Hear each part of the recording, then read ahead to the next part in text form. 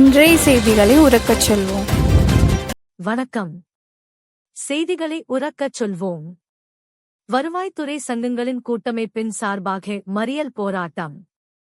ராமநாதபுரம் மாவட்ட ஆட்சியர் அலுவலக வாயிலில் மாவட்ட வருவாய்த்துறை சங்கங்களின் கூட்டமைப்பு சார்பில் மாபெரும் அருகில் போராட்டம் நடைபெற்றது. இப்போராட்டத்தில் அவர்களது கோரிக்கைகளான நில அளவைத் துறையில் பணிபுரிந்து வரும் அனைத்து நிலையிலான அலுவலர்களின் உயிர் மற்றும் உடைமைகளுக்கு பாதுகாப்பு வழங்கினவும், குற்றவாளிகளுக்கு கடுமையான தண்டனை வழங்கினவும், சிறப்பு பணி பாதுகாப்பு சட்டத்தை உடனே இயற்ற வேண்டும்.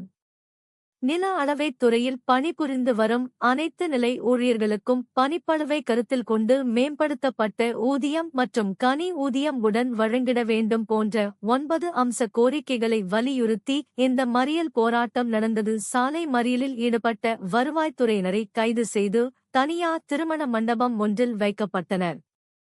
வணக்கம்.